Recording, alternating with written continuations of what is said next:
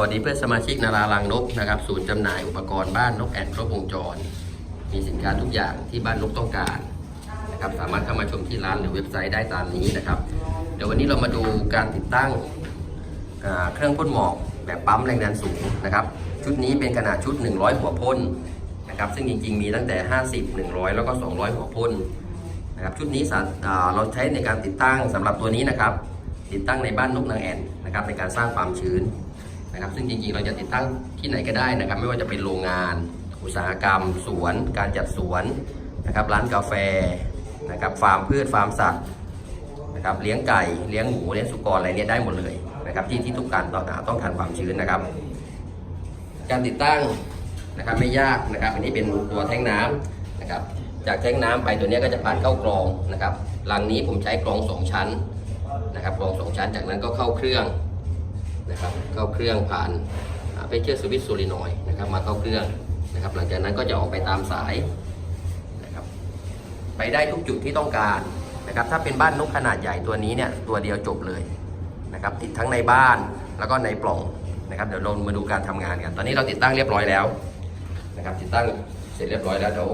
ดูการทำงานเลยนะครับ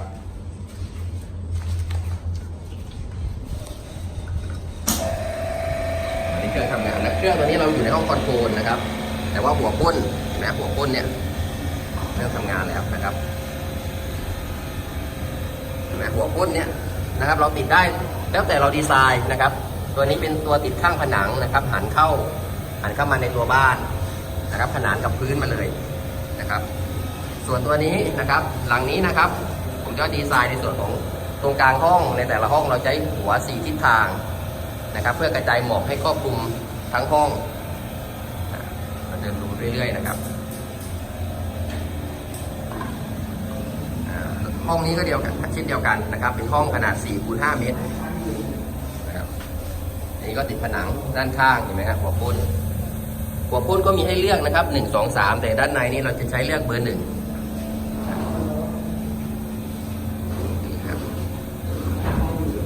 ตอนนี้อยู่ที่ชั้น 1นะครับเห็นไหมทำไม่นานนะครับใช้เวลาในการทำหมอกเนี่ยต่อครั้งนี่ไม่นานเลย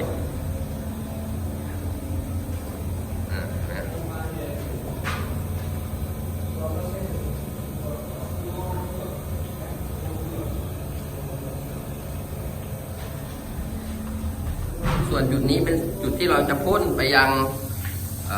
ในปล่องนะฮะในปล่องนกตัวนี้ใช้ในการผสมกับพวกฮอร์โมนต่างๆนะครับฮอร์โมนต่างๆนี้เราก็จะผสมมาในน้ำที่ผ่านเครื่องกรองนะครับแล้วก็พ่นภายในปล่องแล้วก็ในบ้าน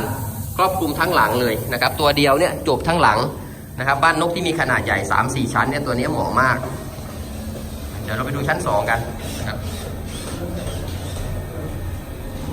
หลังนี้เป็นบ้าน3ชั้นนะครับเดี๋ยวเราดูแค่ชั้น2เห็นไหมบรรยากาศชั้น2เราเปิดประมาณนาทีเดียวนะครับเห็นไหม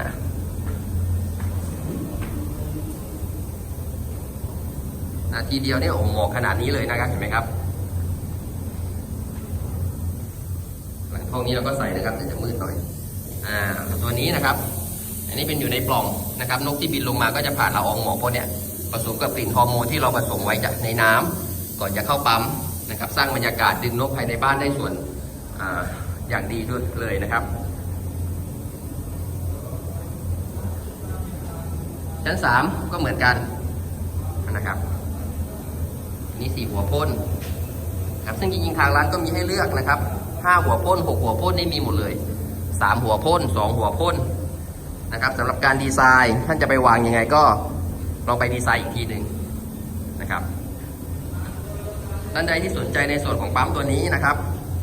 ก็สามารถโทรมาสอบถามสั่งซื้อได้ที่ร้านนารารังนก0896577029ปั๊มแรงดันสูงสร้างหมอกสร้างความชื้นนะครับจัดส่งทั่วไทยขอบคุณมากครับ